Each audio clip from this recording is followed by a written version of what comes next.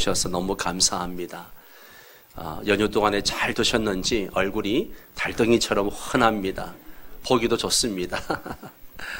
예, 올 한 해도 하나님께서 우리 가정에, 우리 교회에 주실 은혜와 부흥을 생각하니 또 하나님의 은혜가 감사하기도 합니다. 이 새해에도 하나님이 주신 꿈과 비전을 가지고 힘있게 살아가는 그러한 한 해가 되시기를 바랍니다.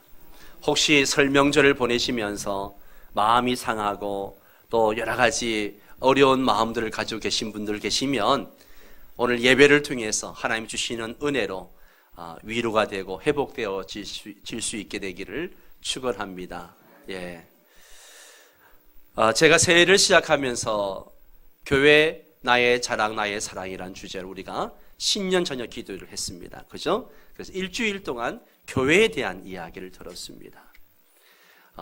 월요일 날 하나님의 교회 설계도를 이야기하면서 제가 어떤 이야기를 했는가 하면 교회는 신앙 고백이 굉장히 중요하다라는 이야기를 했습니다. 왜냐하면 그 교회가 어떤 신앙 고백을 하느냐에 따라서 그 신앙 고백대로 교회가 움직이기 때문에 교회는 신앙 고백이 굉장히 중요하다, 이 이야기를 제가 했습니다.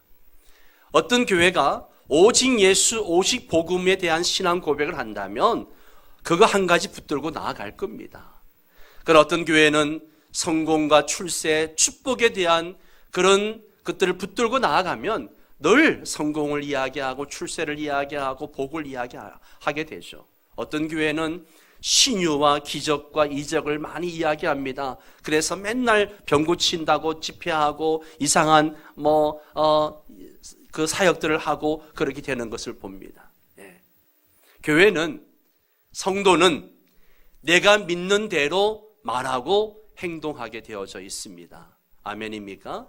그렇기 때문에 이 신앙이 얼마나 중요한지 몰라요. 얼마나 중요한지 모릅니다. 우린 지금 예배 때마다 사도신경으로 신앙을 고백하고 있습니다. 여러분은 사도신경의 의미를 잘 알고 계시나요? 여러분들이 예배 때마다 고백하는 그 고백의 의미, 그리고 그 고백의 내용을 그대로 다 믿고 있나요? 이거는요, 너무너무 중요한 질문이고 이 질문에 여러분은 반드시 답을 할 수 있어야 합니다. 이 사도신경은 우리 신앙의 뼈대와 같은 거예요. 뼈대와 같은 거예요. 그래서 오늘부터 사도신경에 대해서 제가 좀 강해 설교를 하려고 합니다. 특히 교회 안에 초신자도 많고 믿음이 연약한 성도들이 많아서 좀 우리 성도들의 신앙을 돈독하게 하고 좀 굳게 붙잡아 줘야 되겠다 하는 생각이 들어서 이 사도신경을 이제 주어지는 시간 속에서 강해하려고 합니다. 프랑스 철학자 데카르트는 코키토 에르고 숨이라는 이야기를 했습니다. 나는 생각한다, 고로 나는 존재한다. 인간됨이 생각에 있다라고 그렇게 이야기를 한 것이죠. 그러나 성경은 뭐라고 얘기하는가 하면 크레도 에르고 숨이라고 이야기합니다. 나는 믿는다, 고로 존재한다. 인간의 존재는 믿는 것에 있다라고 이야기하고 있는 것이죠. 구원과 영생이 믿음으로 말미암기 때문에 결국 인간은 무엇을 믿느냐, 그 믿음에 의해서 그의 삶이 좌우되어지는 것입니다. 저는 요즘 정치인들의 모습을 보면서 많은 생각을 합니다. 기자들 앞에서, 사람들 앞에서는 나는 아무 잘못이 없다, 나는 떳떳하다, 당당하다, 그렇게 이야기를 하면서 내가 하면 로맨스고 남이 하면 불륜이라고 하는 내로남불식의 이야기를 쏟아내고 당당하게 이야기하는 모습을 보죠. 그런데 그들의 내면을 들여다가 보면 양파 껍질이 벗겨지듯이 하나 둘 수많은 허물과 잘못과 거짓된 것들이 드러나는 것을 보게 됩니다. 저는 이런 과정들을 보면서 인간의 모습을 생각해 보는 거죠. 우리 모두는 어떤 생각을 가지고 살아가는가 하면 나는 이만하면 괜찮다라는 생각을 가지고 살아갑니다. 여러분 그렇지 않습니까? 이 정도 살면 괜찮게 사는 거지라는 생각을 합니다. 교도소에 가면 공통적인 현상이 있다고 합니다. 거기는 전부 다 억울한 사람들만 와 있는 거예요. 나는 억울해서, 나는 형량이 너무 억울하다, 나는 잘못한 것이 없다 라고 이야기를 하죠. 자기 처를 의심해가지고 전 남편 가족들 대상으로 인질극을 벌이다가 결국 두 사람을 살해하면서 경찰에 붙잡혀서 경찰차에 타면서 하는 말이 뭐였어요? 나도 피해자예요 라고 소리 지르는 그런 모습을 봤습니다. 이것이 인간의 실상이죠. 우리가 다 하나님의 심판대 앞에 서게 될 텐데 나는 아무 잘못이 없습니다. 나는 아무 잘못이 없습니다. 그렇게 당당하게 이야기할 수 있을까요? 그렇게 이야기할 수 있을까요? 내가 생각지도 못했던 수많은 죄들이 하나둘 다 드러나게 될 것입니다. 그래서 우리는 이 땅에서 하나님을 믿는 믿음으로 살아야 합니다. 하나님을 믿는 그 신앙으로 살아야 됩니다. 오직 믿음만이 하나님을 기쁘시게 할 수 있습니다. 오늘 우리가 읽은 히브리서 11장 6절 말씀, 믿음의 가장 합당한 또 가장 명확한 그런 정의를 내려주고 있죠. 우리 같이 한번 읽을까요? 믿음이 없이는 하나님을 기쁘시게 하지 못하나니 하나님께 나아가는 자는 반드시 그가 계신 것과 또한 그가 자기를 찾는 자들에게 상 주시는 이심을 믿어야 할지니라. 아멘, 아멘, 아멘. 에베소 2장 8절 9절 말씀도 같이 읽을까요? 너희는 그 은혜에 의하여 믿음으로 말미암아 구원을 받았으니 이것은 너희에게서 난 것이 아니요 하나님의 선물이라. 행위에서 난 것이 아니니 이는 누구든지 자랑하지 못하게 함이라. 아멘. 우리가 구원받은 거, 우리가 이 하나님의 자녀가 된 거, 이건 다 뭐예요? 믿음으로 된 거예요. 예수를 믿는 믿음으로 말미암아 구원을 받았습니다. 내 행위로 된 것이 아니에요. 그래서 하나님은 누구든지 하나님 앞에 자랑하지 못하도록 오직 은혜, 오직 믿음으로만 이 구원이라는 선물을 우리에게 주셨습니다. 물론 바른 삶을 살도록 노력해야 합니다만은 이것은요 구원의 조건이 아닌 구원의 결과로 따라오는 열매라고 하는 것이죠. 그런데 중요한 것은 이렇게 믿음이 중요한데 중요한 것은 무엇을 믿느냐는 것이죠. 무엇을 믿는가? 무엇을 믿는가? 이게 중요합니다. 믿음의 내용, 믿음의 대상이 너무너무 중요합니다. 올바른 믿음의 대상이 있어야 합니다. 잘못된 믿음은 잘못된 결과를 낳고 잘못된 불행한 삶을 낳는 것을 보게 됩니다. 잘못된 믿음이 가져오는 해악을 우리는 너무나 잘 알고 있습니다. 우리가 믿어야 할 분명한 대상 그리고 복음의 본질적인 진리를 압축해 놓은 것이 뭐냐? 바로 사도신경입니다. 사도신경. 한마디로 성경의 축소판이라 그렇게 말할 수 있는 게 사도신경입니다. 방대한 이 성경 66권의 성경을 압축해서 줄인 엑기스가 뭐냐? 그게 뭐예요? 사도신경입니다. 사도신경이에요. 비유하면 우리 신체의 이 뼈대, 골격과 같은 거예요. 우리 신체에 다양한 모습이 있습니다만은 그 근본은 다 이 골격에서 나오는 겁니다. 기독교라는 울타리 안에 다양한 모습을 한 교파들이 존재합니다. 크게는 가톨릭이 있고 개신교가 있습니다. 이 개신교 안에도 장로교가 있고 감리교가 있고 성결교가 있고 또 성공회가 있고 여러 교파들이 있습니다. 특정한 교리를 강조하고 또 각 교단마다 서로 다른 예배 형식을 가지고 있고 정치 제도를 가지고 있습니다.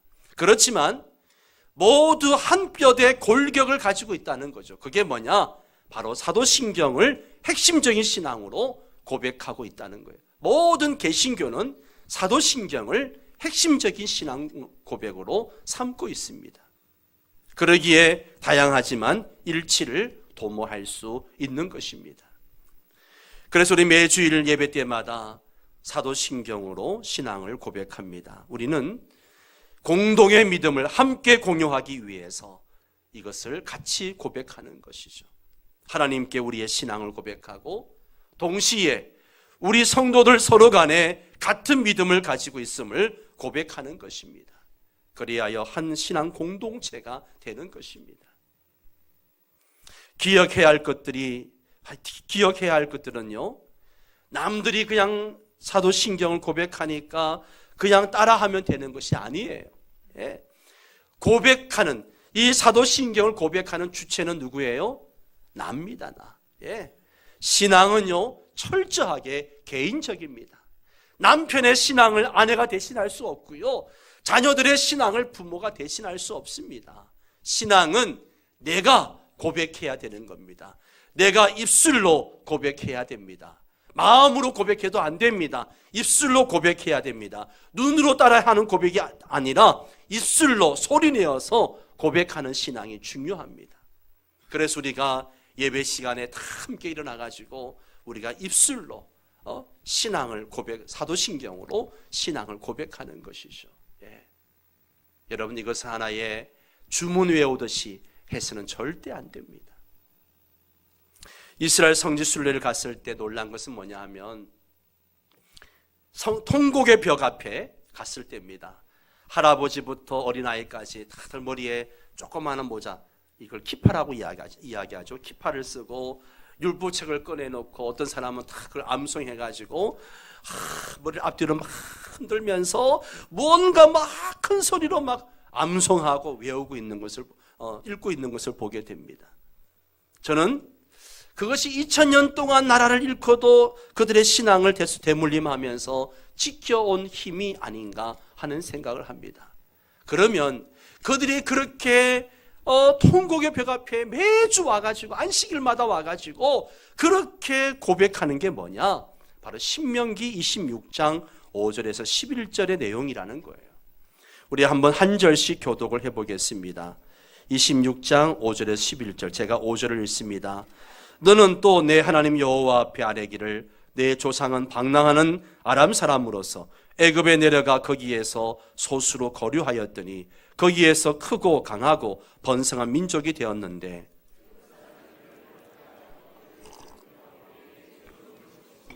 우리가 우리 조상의 하나님께 여호와께 부르짖었더니 여호와께서 우리 음성을 들으시고 우리의 고통과 신고와 압제를 보시고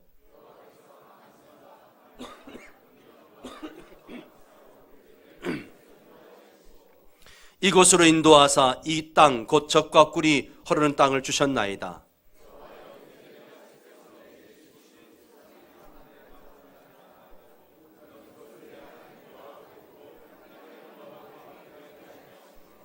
같이 읽습니다. 내 하나님 여호와께서 너와 내 집에 주신 모든 복으로 말미암아 너는 레인과 너희 가운데 거류하는 객과 함께 즐거워할지니라. 아멘. 하나님께서 우리를 어떻게 구원하시고 어떻게 이 약속의 땅에 거하게 하셨는지 그것을 잊지 않고 늘 자녀들과 함께 나와서 그렇게 고백하는 것이죠. 그렇습니다. 신앙은 반드시 입으로 고백되어져야 합니다. 입술로 고백하지 않으면 우리가 무엇을 믿는지 알 수가 없습니다. 그래서 사도 바울은 이렇게 말했습니다. 로마서 10장 9절에서 같이 읽을까요? 네가 만일 네 입으로 예수를 주로 시인하며 또 하나님께서 그를 죽은 자 가운데서 살리신 것을 내 마음에 믿으면 구원을 받으리라.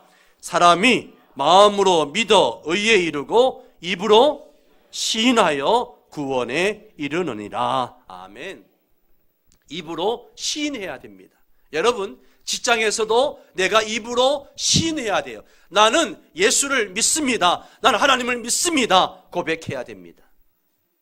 그냥 입 딱 다물고 믿는지 안 믿는지. 여러분, 왜 이 땅에 그리스도인들이 많으면서도 그게 표시가 안 납니까?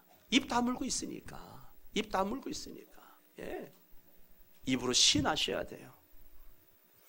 그러므로 사도신경은 주기도문과 함께 우리 모두가 암송해야 됩니다.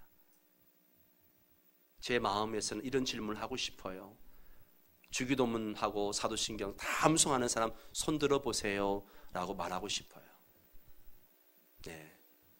우리 재직들은 다 하죠? 예, 하셔야 됩니다. 또 구체적인 의미도 분명히 알고 있어야 됩니다. 예, 알아야 돼요. 예. 미국에 사는 안경점 광고가 히트를 쳤는데요. 안경점 카피가 뭔가 하면 나는 안경밖에 몰라요. 이 광고가요. 이 광고 카피가 그 해에 최고 광고상을 받았다는 거죠. 안경점 주인이 뭐밖에 몰라요? 안경밖에 모른다는 거죠. 예. 예수님을 믿고 구원받았다는 우리의 문제가 뭐냐? 정작 우리가 믿는 신앙에 대해서, 믿는 대상에 대해서 너무 모른다는 거예요. 모른다는 거예요. 예수님이 누구십니까? 하나님이 누구십니까? 성령님이 누구십니까? 물어봐도 대답을 못해요. 그런데 정치, 경제를 이야기하라고 하면 시간 가는 줄 모르고 전문가 수준으로 막 정치, 경제 이야기합니다. 교회에서 3355 모여가지고 정치 이야기하는데 막 열띤 토론을 합니다. 여러분, 교회에서는 정치 이야기 하지 마세요. 제가 강단에서 정치 이야기하는 거 봤습니까? 안 합니다. 하지 마세요. 바람직하지 않습니다. 그런데 성경에 대해서 우리가 믿는 신앙의 내용에 관해서 이야기하라고 하면 잘 못해요. 알지 못합니다. 그래서 오늘부터 사도신경을 공부하려고 하는 거예요.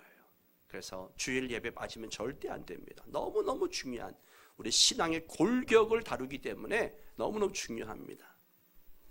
자, 사도신경, 신경을 한자로 어떻게 쓰는가? 믿을 신자에다가 날경자를 씁니다. 신경이라고 하는 것은 굳게 믿고 지키려는 생각들 혹은 신념들을 의미하는 것이죠. 예. 사도신경이란 그 말 자체가 시사하는 바와 같이 사도들의 신앙 고백이란 뜻입니다. 사도들의 신앙 고백. 사도는 누구예요? 예수님의 12 제자들을 의미합니다. 성경에 보면 예수님의 제자들의 신앙 고백이 여러 군데 나오죠. 대표적인 고백이 누구의 고백이에요? 베드로의 고백이죠. 예, 마태복음 16장에 베드로의 유명한 고백이 나옵니다. 우리 한번 16장 15절에서 18절까지 한 절씩 교독합니다. 제가 15절을 읽습니다. 이르시되 너희는 나를 누구라 하느냐?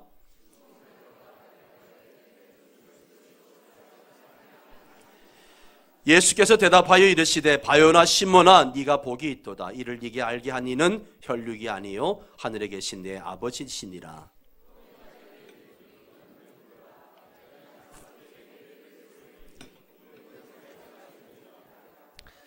예수님이 모든 사역을 다 마치고 난 다음에 이제 예루살렘으로 올라가기 전에 제자들, 그동안 3년 동안 훈련하고 가르쳤던 제자들의 신앙을 알고 싶었습니다. 도대체 얘들이 나에 대해서 어떻게 생각하고 있는가 그걸 알고 싶었습니다. 그래서 이방인 땅에 가이사라 빌립보 지방에 가서 가이사라 신전이 있는 그곳에서 가이사가 신이 아니고 내가 진정한 하나님의 아들이고 신인 것을 선포하기를 원하셨습니다.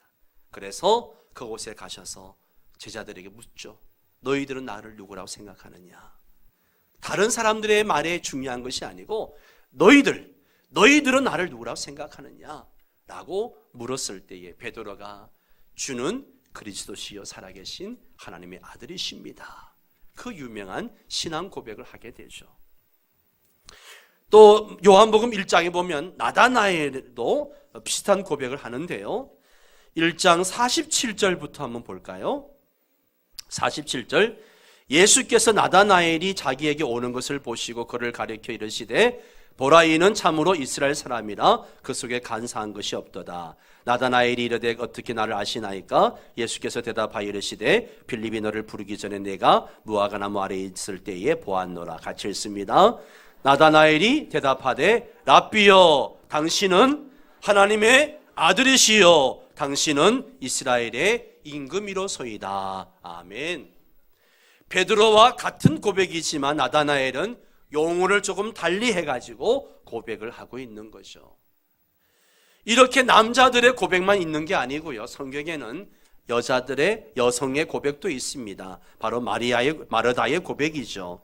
요한복음 11장에 보면 한번 교독을 하겠습니다. 예수께서 이르시되 내 오라비가 다시 살아나리라.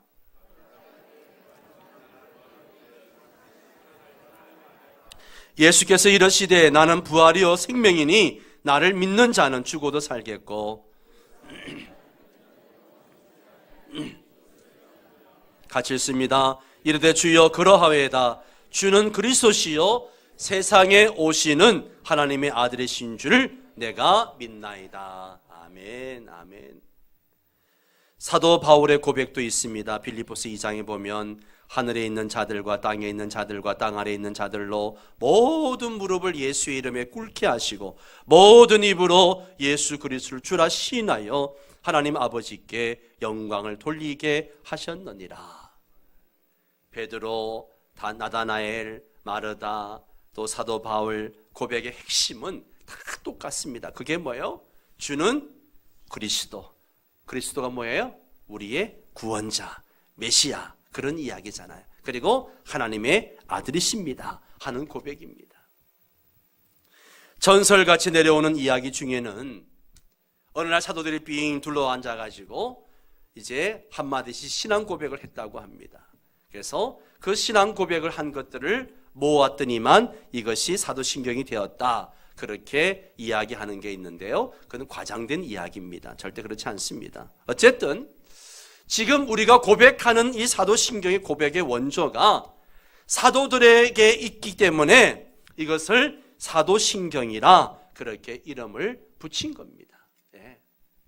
그러면 지금 우리가 고백하는 형태의 이 사도신경이 완성된 때가 언제인가? 언제부터 이렇게 신앙 고백을, 사도신경으로 신앙 고백을 하게 되었는가 하는 것이죠. 여러분, 이 사도신경은 한 번에 만들어진 것이 아니고요, 수백 년에 걸쳐 오면서 여러 발전 단계를 거치면서 만들어지게 되었습니다. 대략 세 단계가 있었는데요, 바로 로마의 세례문답과 로마 신경과 그리고 사도신경, 이 발전을 통해 이렇게 발전되어 오면서 오늘 우리가 가진 사도신경이 만들어지게 된 겁니다. 그런데 그 과정에서 중요한 두 가지 이유가 있었습니다. 그 두 가지 이유가 뭔가 하면, 첫 번째는 세례를 베풀 때에 그들의 신앙 고백을 들을 수 있는 기준이 필요했었습니다. 그래서 만들어진 게 뭐냐 하면 로마의 세례 문답이 만들어지게 된 겁니다. 로마에서는 믿는 사람들에게 세례를 베풀기 전에 세례 문답을 했는데 그 질문이 뭐였는가 하면 세 가지입니다. 첫째는 당신은 전능하신 하나님 아버지를 믿습니까? 라는 질문입니다. 두 번째는 당신은 하나님의 독생자이신 예수 그리스도를 믿습니까? 세 번째 질문은 당신은 성경을 믿습니까? 이 세 번의 질문에 세례자가 믿습니다, 믿습니다, 믿습니다, 그래도 라고 대답을 하면 세례를 줬다는 것이죠. 또 한 가지 이유는 이단들 때문이었습니다. 이단들로부터 순수한 신앙을 방어할 필요가 있을 때마다 내용이 첨가되기도 하면서 그 모양을 점점점 다듬어 나갔던 것이죠. 초대교회 시대 때 나타난 많은 이단들과 싸우면서 교회는 많은 신조 혹은 신경을 만들게 되었는데 그 중에 하나가 바로 로마 신경입니다. 그것은 로마의 세례문답을 서술형으로 고친 것이죠. 390년에 주 390년에 루피누스에 의해서 소개된 로마 신경의 내용을 보면 오늘 우리가 고백하는 사도신경과 크게 차이가 없는 것을 봅니다. 한번 내용을 볼까요? 나는 전능하신 하나님 아버지를 믿으며 그의 유일하신 아들이요 우리의 주님이신 예수 그리스도를 믿습니다. 그는 성령에 의하여 동정녀 마리아에게서 나셨고 본디오 빌라도 치하에서 십자가에 못 박히시고 묻히셨으며 사흘날에 죽은 자들로부터 다시 살아나셨으며 하늘에 올라 아버지의 오른편에 자정하셨고 거기로부터 산 이와 죽은 이들을 심판하러 오실 것입니다. 나는 성령을 믿으며 거룩한 교회와 죄의 사함과 몸의 보화를 믿습니다. 우리가 고백하는 사도신경과 달라요? 비슷해요? 비슷하죠. 예. 그 이후에 약 300년 동안에 서방의 여러 교회들이 사용하면서 거기에 자신들의 신조를 붙이기도 하고 내용을 수정하기도 하면서 그렇게 계속 이것이 발전해 오게 됩니다. 현재 사도신경과 유사한 후기 사도신경은 AD 6세기나 7세기에 가서야 나타나게 됩니다. 그리고 이것이 또 발전을 거듭하면서 구절이 추가되기도 하고 빠지기도 하면서 이게 사도신경이 8세기에 지금과 같은 사도신경이 확정되어지게 됩니다. 그리고 8세기 이후부터 모든 개신교 교회가 이 사도신경을 고백하고 있는 것이죠. 사랑하는 성도 여러분, 저와 여러분의 공동의 정체성은요, 주일마다 모여서 사도신경을 고백하고 확인하는 데서 나온다는 것을 기억하셔야 됩니다. 우리의 정체성은 거기에 있습니다. 크레도 에르고숨, 나는 믿는다, 고로 존재한다. 예. 우리는 믿음으로 사는 사람들입니다. 성도는 믿음으로 살아야 합니다. 물론 사도신경을 수없이 반복해서 외운다고 해가지고 믿음이 저절로 생기느냐, 그런 것은 아닙니다. 사도신경을 고백하면서 신조 하나하나를 참되게 믿기를 구해야 됩니다. 전능하사 천지를 만드신 하나님, 내가 이것을 믿기를 원합니다. 믿음을 구해야 됩니다. 믿음은 만드는 것이 아니라 생기는 거예요. 믿음이 어떻게 생깁니까? 하나님의 말씀을 통해서 생기는 거예요. 아멘입니까? 그냥 묵상한다고 생기는 게 아니고요, 계속 반복해서 말씀을 읽어야 되고 말씀을 들어야 되고 그래야 믿음이 생기는 거예요. 믿어져야 믿을 수 있는 거죠. 그래서 질문하고 생각하고 연구해야 하지만 무엇보다도 우리는 믿음을 달라고 기도할 수 있어야 됩니다. 예수님께서도 귀신 들린 아이를 고쳐주시려 할 때에 그의 아버지가 이렇게 외치죠. 마가복음 9장 4절 같이 읽을까요?